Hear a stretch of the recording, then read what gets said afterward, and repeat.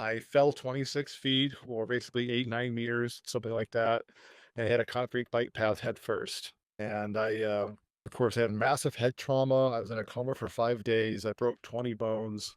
I spent over a month in the hospital. I went to surgeries, lots and lots of very difficult therapy. Medically speaking, I mean, it was definitely a challenge. And as far as what I'm gathering from medical records and being talking to some of my doctors, I don't know that I necessarily died in the same context as some of the NDEs have died. From what I understand, happened, and this is not necessarily consistent with the actual visual part of my near-death experience that I had, but apparently I crashed a number of times in the first couple of days. And so I didn't, crash car people come in, the trauma team comes in and has to resuscitate and revive and bring me back to life, so to speak. So I understand that happened a number of times. So my heart stopped. It was only maybe just for just seconds at a time. Although a couple of my doctors did explain to me that there were a couple of guest crashes where they had thought they lost me, and apparently in one particular case, as one doctor explained to me, they were going to be ready to call it, as it were, and somehow I came back. And ultimately got to a point where they knew I would survive. Then the question was, when I came out, if I was ever going to come out of the coma. Actually, I had such bleeding on the brain and so much pressure on the brain, and of course, an incredibly hard hit. The concern was, will I be a vegetable? Am I going to ever fully, be cognizant again, or will it be very severely handicapped? There's no doubt that I'm not the same now as I was going in, but thankfully, um, I've come a lot further than a lot of the thought that I might, considering the circumstances. Just being alive unto itself is really incredible to me. To survive something like that, 'cause I don't think of myself as any different than anybody else. Um, but sometimes you hear about stories of somebody who, say, just falls down in the bathroom and hits their head and they die from that. So sometimes it is. I have to say that there's a little bit of that. I don't know if you want to call it a survivor's remorse, but sometimes I can't help but think about why would I survive something so crazy like that I probably really should have died from, and thankfully have at least a quality of life of, coming out of it, where somebody can literally just slip and fall in the bathroom, a bathtub or something, and die from that. So that's just one of those crazy things about life. So I Crashed a number digress a of bit. times in the first Right. couple of I days. don't know that I can And so I didn't, answer that crash car people specifically. I come mean, in, there's the just a trauma lot of team energies comes that in go and has into to it. resuscitate and But the revive simple them answer from me coming out of it is, bring me back to life, so to because speak. I've known even So I friends of understand mine that that have died of things, not necessarily head injuries, but other things that they should have survived and still died. And sometimes much younger people at that. So I use that as motivation and inspiration to make sure that I can be the best me that I can be and live the best life that I can live, and reach out, connect, and share and love is as much as possible. And for the purpose we're here right now talking, also help give people things to think about, food for thought, maybe encouragement, help them maybe find some answers maybe they're looking for, or help them get through something they're going through, or just make some kind of a difference in a person's life. I was 44, so it's a little bit later in life. So I had 44 years of life to be a certain way and function a certain way and be accustomed to being a certain way, and then come out of it something completely different. I sometimes joke, 'cause I'm 57 now, I sometimes joke that April 10th is when it happened. But I joke that I have a second birthday now because I'm literally 13 years into this new paradigm of reality. So in some ways, I might be, 57 years old physiologically, biologically, but in a lot of ways, I'm like rediscovering myself all over again because I've come back so completely different. The way I like to share it is this, I kind of create it to be a little bit of a journey of sorts because it really was. And when I do this, I don't like to make it necessarily about me because I feel like this is the source of all of what we all are. This wasn't something that was necessarily, I guess we all express our NDEs in unique ways. And I know there's a lot of different ways people experience them and of course express them. And this is my own unique expression, but what I'm going to explain is part of all of us. It's I'm going to describe it's the soul, the divine, and if I even maybe go so far as even say describing, I guess, my vision of God, if you will. Imagine for a moment all of space, the expanse of whatever it may really be, the whole universe, all at once. And then imagine past, present, and future, all of time, all at once. So you got all space, time, and all that comes with it, gravity, and so on, all at once. And now imagine multiple realities, parallel universes, all at once. And with that, infinite dimensions, infinite possibilities, infinite probabilities, infinite experiential potentials. I mean, every feeling, every thought, every secret, every bit of knowledge, every bit of insight, every happiness, every sadness, anything we can imagine and beyond, all at once. And that, I guess, she's, I would say, at the soul of it all was this profound, and pure, and just such innocent, just delicate feeling of love. And it's all its innocence and even vulnerability, but as the most powerful force of existence. But then with that, imagine that you're not necessarily in the space experiencing life in terms of you're not alive per se, but you are life itself. And then ultimately, imagine that you are literally the mind, the imagination that gives rise to creation itself. So you not necessarily, I didn't necessarily experience love per se, I was love. I didn't necessarily feel life per se because I was life. I didn't feel like a collection of thoughts because I was the thought, the mind, the imagination that gives rise to all that is. For a moment, that's where I was. But I didn't do it, and I understand I had no sense of my body whatsoever. It didn't even occur to me.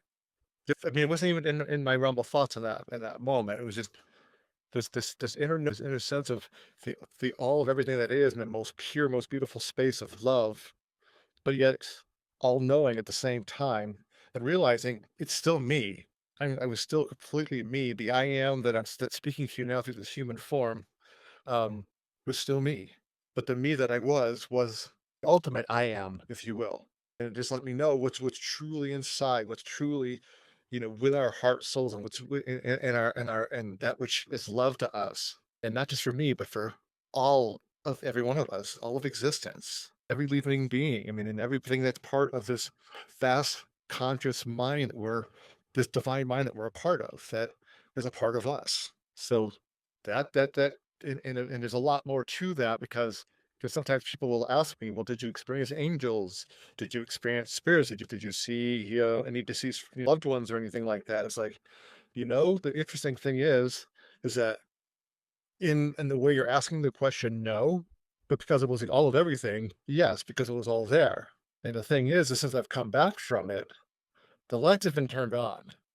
So now, ever since, I have relationships with all such beings.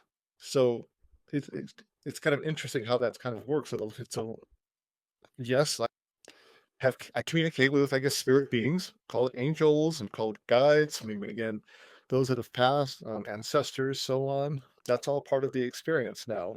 And it even gets more cosmic than that. But we can maybe not dive into that right now, I guess. But I think it's absolutely cosmic when you start traversing the dimensions and dimensional possibilities and experiential possibilities. Especially for the little human brain here, it can be really overwhelming at times to ponder this while at the same time being completely blown away, humbled, and amazed to be able to have this experience as a human being.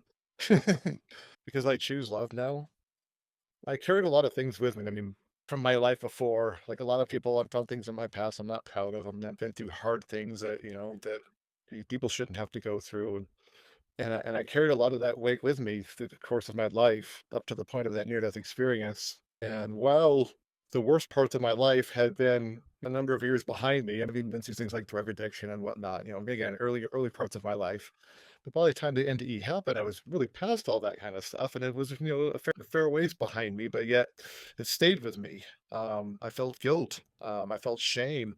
And the more like aware I was becoming, just the more I realized the kind of damage that not only I'd done to myself, but to those around me, and to the extent and the ripple effects of that damage, and the possibilities of, where that can all really go. And I just letting myself open up and love was not really necessarily an option for me.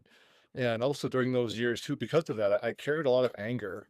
I think most people would have described me as a nice person pre and before the NDE, but at the same time, I was also somebody that if you weren't careful, I can lose my temper and not be such a nice person to somebody. Um, And I got better as I got older, but that was still stayed with me. And after the near death experience and everything that I described, and coming back, just so aware and feeling just so illuminated, and the lights just basically just being on, and then not to mention just this that feeling of love that I experienced in the NDEs stayed with me. They didn't go away when I came back. I was able to let that stuff go. I shouldn't say necessarily let it go, but make peace with it so I could learn to live my life and let myself be happy again, let myself experience love. Like, so, make connections with people that maybe in the past I might have avoided. Because one thing too about my life before is, um, I've been a nightclub DJ. I was a nightclub and concert promoter. I had a pretty high profile situation. I actually used to be like a fire performer, things like that. So I knew a lot of people. I was a very sociable person, but despite that, I was very much a loner, and I kept very much to myself. It's kind of an interesting dichotomy that I led it during those periods of my life, and I was perfectly fine with that. I just again, I won't dive into all the life experiences that I think that led to that. I mean, like a lot of us, I've been through my share of hurts, and like I say, carrying a lot of burdens of my own actions at times. It was just the weight of it all. It just it really did hold me back. And now coming to terms and seeing it for what it is and understanding that there is also a way to take all that darkness, if you will, and being able to shift it into light. Because what I've keep and that's and again something I didn't realize like, it was even a possibility until I came through this, to where it's like I can feel back on these parts of my life that I've been so ashamed of at times. And I've actually had experiences since the NDE where I've been able to draw on those experiences to help somebody, to connect with somebody who might be in some of those similar spaces right now in their life. And because I've been there and I can show them that I've been there, they're more likely to listen to me than maybe somebody else who hasn't been there. So in that context, I've been able to learn to take a lot of those dark parts of my life, dark parts of my being, and shift it all into the light. Because now I use it to help. I use it to help inspire me to make sure I'm to be the best that I am every single day. And that's a practice I do every single day. Also to be aware of being able to reach out to you connect to people because we are stronger together than we are apart. It's just no way around that. So the whole loner thing doesn't really fly with me anymore. And I'm here to love and connect. And if I have it my way by the time I'm taking my last breath, I want to know that I really made a positive difference in the world and a lot of people's lives. And of course, and then that touches me too, because that works both ways. If I'm touching people, then people touch me. I mean, it's connection all the way around. I mean, it's part of the beauty of it. It's love being shared by all of us. No one's accepted, all of us included. Right, or just superficial. I wouldn't say that it's not real. When I would DJ, when I performing, what I did was, my style and my thing, and I really did enjoy it. But yes, there's a superficial element to it because while there is a connection going on and people are enjoying themselves, and usually it ends up being a lot of fun. But at the same time, you're right. There's a whole underlying part of it that's missing from it. But I don't want to say that it's false or fake because I mean, it really wasn't. I loved what I did, and I was very creative about what I did. Nobody else really did quite my thing, and then the partners that I worked with, we kind of all created this kind of a, like I said, a cool thing that was unique to us. But at the same time, yes, it was just a shell of the outside part of me. It wasn't definitely not representative of what was really going on inside of me. And as a result, I that was the part of the connections that I was missing out on. I had the wonderful connections in those ways and knew lots of people, and I could go out places and hugs and hellos from lots of people. But it's not like these are people that I had intimate conversations with necessarily that were a daily part of each other's lives and that, sharing each other's days with each other and things like that as close friends do. Or for that matter, partners, life partners, husband, wife, boyfriend, girlfriend, or what have you.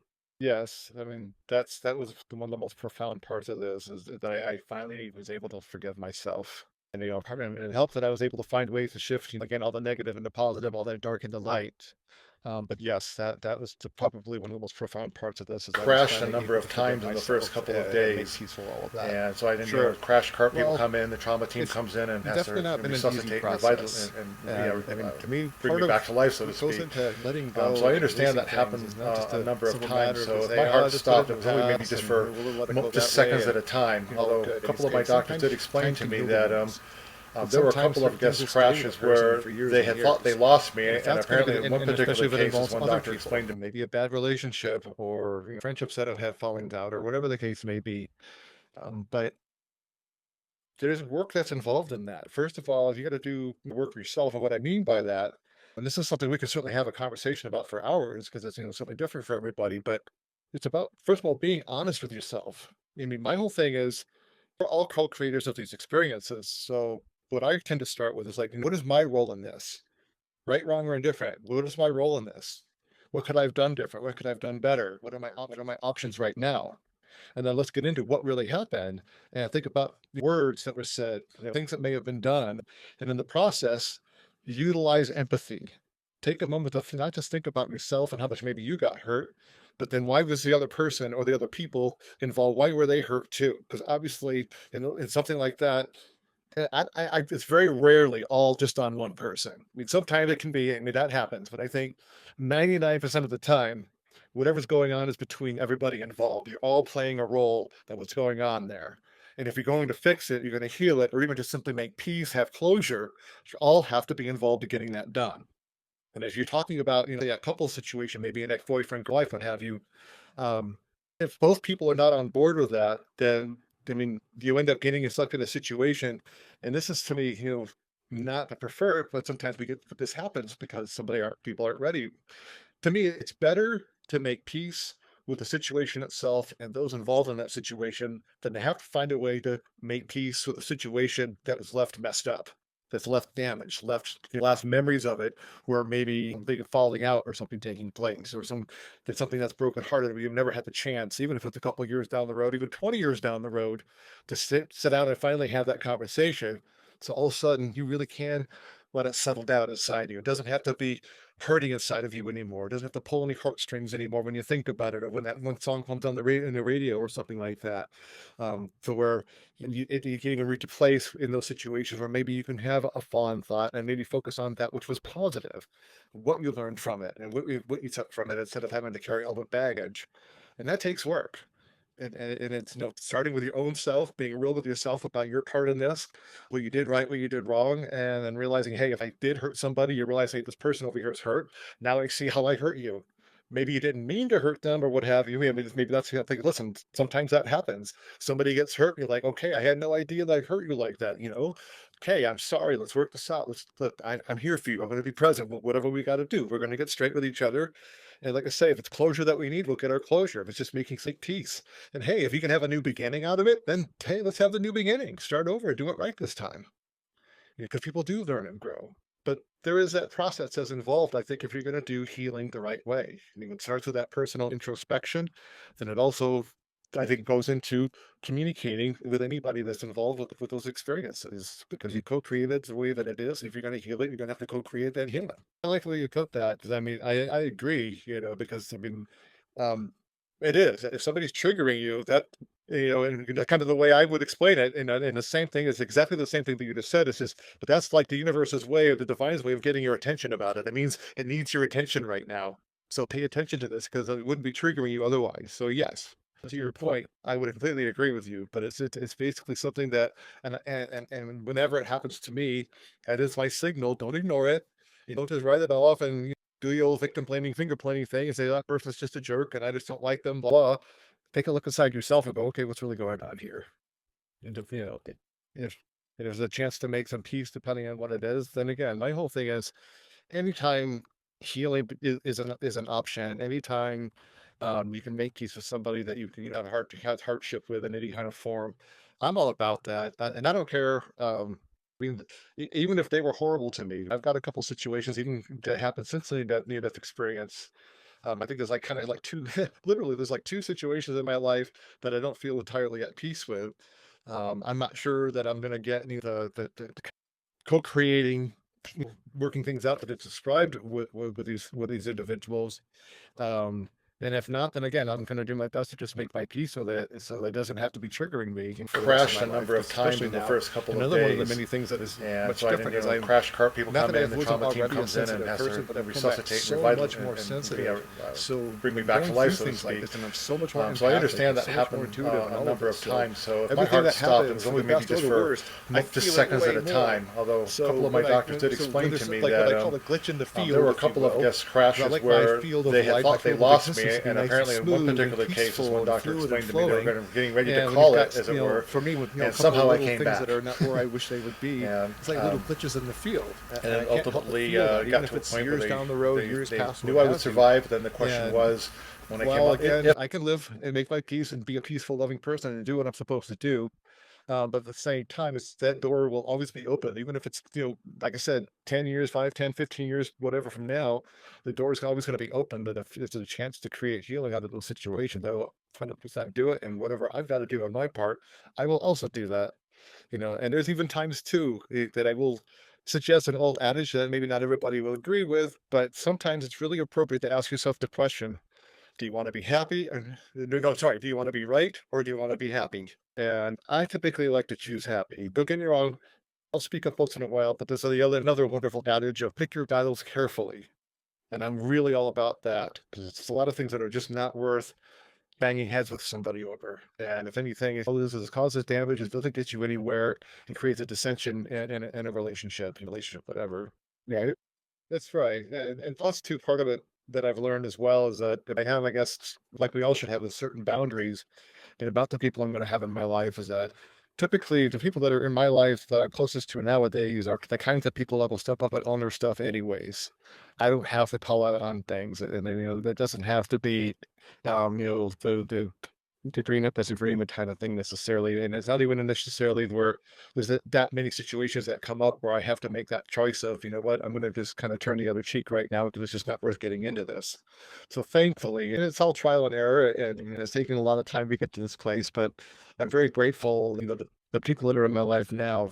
I don't generally, thankfully, have to deal with too much of that. So when those moments happen, they're rare enough anyways that I can just let it go and be perfectly content with it because it's just all good. crashed a number of times in the first To couple quote, of days. to make it a Puerto Rican And so I didn't, crash statement, cart it's people as come in, the above, so trauma team below. comes in So and has to I, resuscitate and that revive them connection is, and balancing and kind of bring a me back to reflection life, of so to both the speak. physical So I and understand the that internal and happened a spiritual. number of times. So if my So heart stopped, it was only maybe the just for spirits, guides just seconds at a have been time. with me. I Although mean, a at least couple of my I doctors think did they're explain always to with me us all that the time. It's just a matter there of were a couple of awareness. guest So crashes now I've where become they aware had of thought they this, lost me, and now and I'm become apparently in one mindful particular as well. case, as It's one like doctor I've been explained to able me, to they were develop a getting ready to natural call it, as it relationship, were, with and spirit, somehow I came and that back. which is part of spirit. And Um, the, and then ultimately so got one of to a the point where interesting things that have happened that's they come out knew of I the would survive. NDE in Then the terms of, question like, was, something that's when more I came out, experiential, if applicable to my life, and what I'm doing now is, it's made me so much more visual to where now I've got an understanding of the nature of existence I've never had in my life. I mean, I'm not a scientist and I'm not a physicist, but I do understand quantum theory and cosmological theory, and I can talk about it all the time. I have a very visual contact, like view of it, I guess you could say, or insight of it. I see it so well in my mind now, to the extent that I even have ideas, and we don't have to dive into this here, but I have ideas about gravity's relationship with the unified field and the multiverse. And it might sound crazy, but it would take an hour, a couple hours to break it all down, but it's entirely possible that I could be explaining dark energy. I mean, again, I'm not a scientist. I'm just a guy with some ideas. I would love to sit down with some physicists, some scientists, and go, "Hey, listen, let's talk about this. I think there's something here, and maybe you guys can do the science behind it, put some physics to it, see what it all looks like." The other really amazing thing that happened, that it just probably, if there's anything that I really love the most, the human part of me loves the most, is that even though I've been a DJ a good part of this life, 2014 I actually joined a band, but I was doing things like as a DJ, just samples and beats and things like that, and then I became a percussionist completely by accident. I had no intentions of that this was going to happen. I didn't mean for this to happen, but I discovered that I could compose music. I have no crashed a number of training other times than in the high first school couple of choir, which doesn't days. really apply to And so I didn't, writing crash cart pieces people of come in, the music. trauma team And in comes in five and a and has half to years, resuscitate and I've revive them literally written, I think I'm at 46 bring me back pieces to of life, so to music right speak. now. So I And understand it's that all very happened a diverse number in terms of the styles of music that I'm making, everything from bass and beat-driven dance music to what I call electro-symphonic soundscapes that are literally, symphony instruments with electronic sounds. And some of these are literally long symphonic style pieces of music. I just envisioning the music. So I can see it in my head, and I'm able to make it on a piece of software called Ableton. And the other part of the equation here that's also, for me, mind blowing is become a kind of a tech idiot. I used to be very had a great technical mind. I had a great computer mind. All that stuff made sense to me. I picked it up real quick. That part's not with me anymore. I struggle mightily with technology now. I don't know how this works because even as a DJ, sometimes even working on systems could be a little bit confusing to me. I'm good with it now because I've kind of relearned it all over the years. But I've since learned to become a producer. So I'm now able to mix and master music. Now, the thing is interesting is that I'm not a sound engineer. And if you want to, and not that we would again do it here, but if I were to describe to you what compression looks like to me, what equalization looks like to me, saturation, or any of that stuff that you do in mixing and mastering, it would be all in analogies and metaphors. And I've actually had a couple of my sound engineer friends when I've like described to them some of this stuff. And one of my friends was really priceless. He's like, he looks at me and I described my kind of how I look at compression and gave him my big metaphor on it that I like to use. And he kind of sits for a second, starts thinks for a second, and he's like, "Rex, you're really not wrong." Then he thinks for another couple of seconds. I'm like, I can see that. I could actually see that. Yeah, yeah, that works. So, okay, cool. So I can't explain it like an engineer, but I explain it in a way that still makes sense to how sound works and how frequencies work and how, all of this, works in conjunction with it, with each other kind of thing. And so when something's wrong with the sound and needs to be fixed, I find I joke it's just a series of happy accidents because I don't necessarily always know what I'm doing, but I get a feel for these instruments and for these devices and how their settings work and stuff. And I just kind of play with it until all of a sudden I kind of get a feel for it. Then I end up with what I want. It works. And I've got a co-producer that I'm working with now too, because it's just always good to have a second set of ears on a piece of music for sure. And he's a legit producer, and it's been great working with him because we have great conversations because he really likes the way I explain things. And what's even more wonderful is also in addition to being a producer, he's a multi-instrumentalist musician, like a crazy talented guy. And he really likes my music enough that he's willing to work with me on it because he doesn't have to work with anybody. He's kind of we're in a place where he can really pick and choose who he works with. So the fact that he works with me means a lot to me, and it means a lot to, in terms of what he thinks of my music for somebody and he knows my story he can't even tell you what key anything's in. I'm like writing a full-on symphonic piece of music. That's complex and dynamic and goes a lot of places like a symphonic piece of music does. And then, of course, like I say, I have my dance tracks too. And then some of them are like, and it's not like it's all, I mean, some of it's beautiful. Some of it's meant to be gorgeous and beautiful and moving. I even have several tracks that I refer to as my angel tracks because I feel like an angel guided me to make these pieces of music. But then on the other side of things, because of how life goes, and I'm also a believer that one should never be afraid of the shadow self. I think it's important that if you're going to love, you have to love all of yourself, all of a person. You don't get to love just the light part of them. You've got to love all of them. That means you got to love the dark too. And it doesn't mean you got to get in the way of something that's dark or be in the line of fire of something that's, a dark being or something with dark intent. But the love, you still got to have the love of it. And by all means, don't fear it. And I think that's one of the things that people can get lost in. And so my music reflects that. I've got the music that reflect, like I've got one piece of music, I call it Black Rose, and it's a full-on symphonic piece of music, but I describe it as the epitome of beauty, but also the epitome of heartbreak. And it's what I would describe, and other people have described as being a very dark and beautiful piece of music.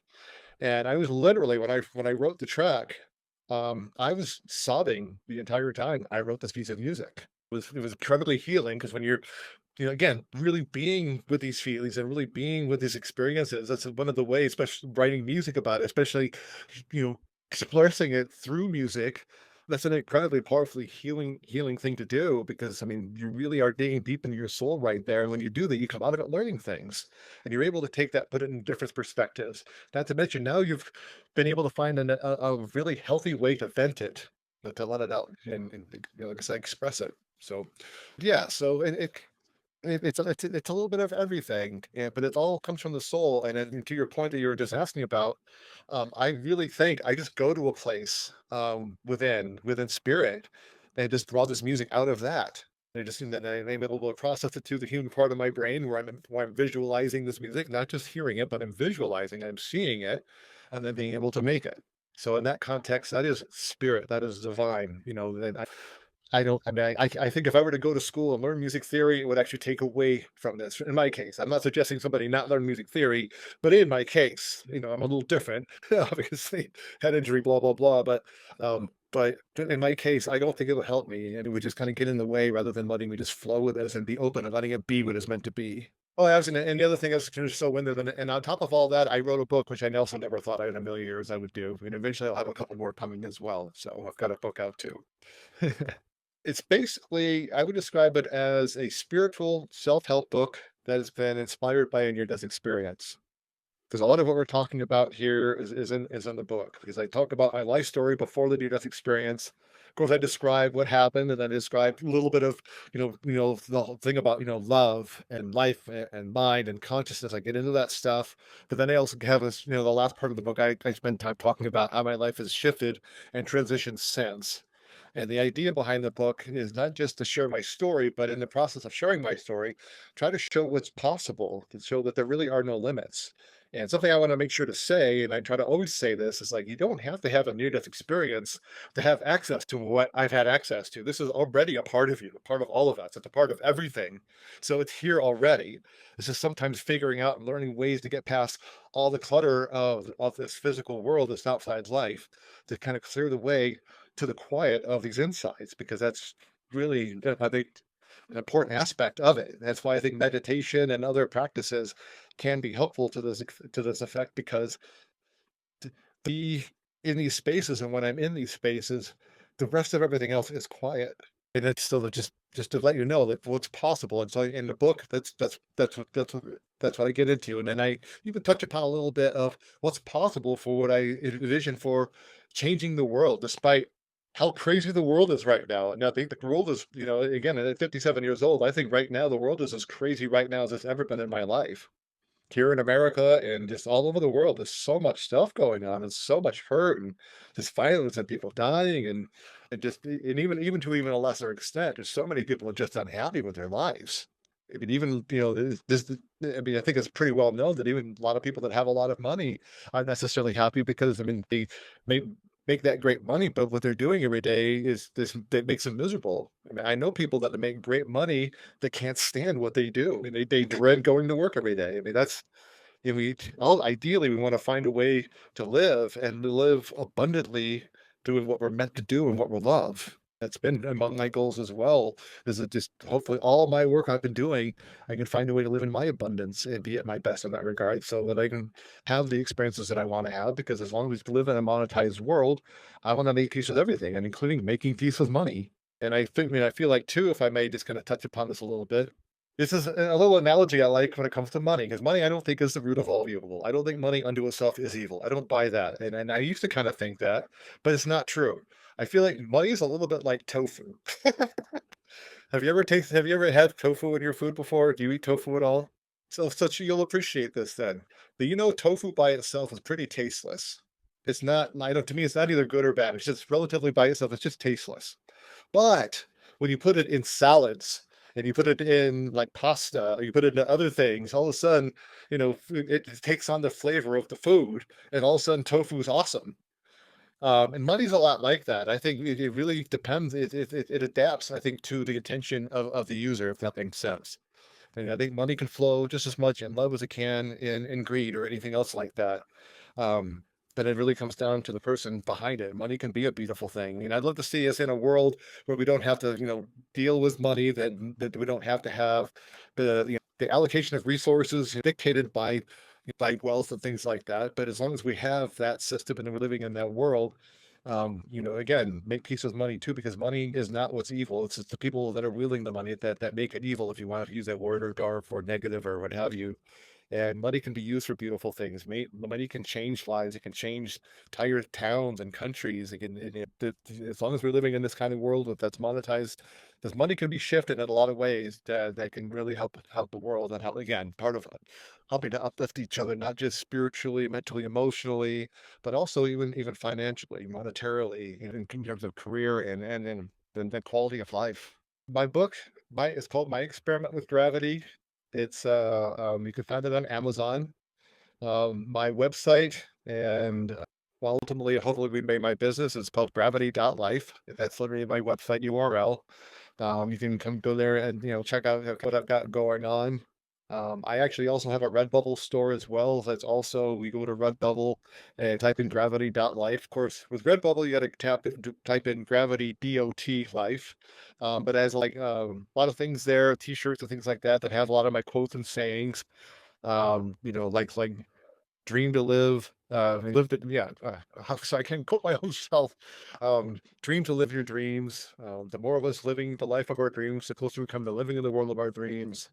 So the kind of things along those lines, or some part of my experience can help you with some part of your experience and will accomplish. And so it's all meant to be uplifting things. Again, putting the positive messages out to the world. I figure, the more people can see that, the better.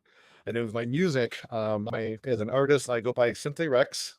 Not unlike the artist from the 80s, a wonderful vocalist named Simply Red. But yeah, something Rex, and it was kind of, and again, that happened accidentally too. There's kind of a funny story behind that, but I didn't really choose that name. It just kind of got thrust upon me, and I decided to keep it because I thought it was cool, and everybody remembers it. So Simply Rex, I'll be releasing music here before too long, so be looking for that. Hopefully, I'd like probably be up on Amazon, and then hopefully I'll be posting it on my website as well, gravity.life. But anything that's going on, if you want to go to my website as things start to get updated, which reminds me, I should probably go update my website here pretty quick. But just that's a way for me to keep everyone posted as what's going on, and hopefully I've got two more books that are also coming.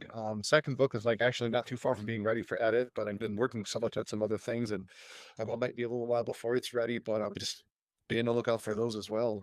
So lots of stuff going on, and definitely looking for the music. And plus, hopefully, I get to do more of this kind of thing. And I do presentations and workshops too. So, and again, it'll all be on the website as I start, getting more things going on. I'll have it on the website.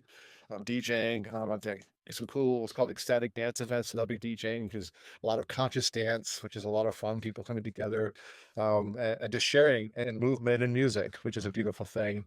So yeah, lot of cool stuff. I'm trying to think because I always end up forgetting something. We'll get off the interview here, and I'm like, oh no, I should have said this, but I'm trying to make sure to cover the bases, and hopefully I have.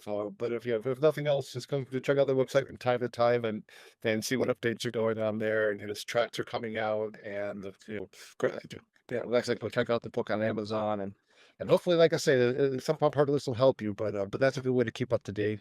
Gravity Life is easy to remember.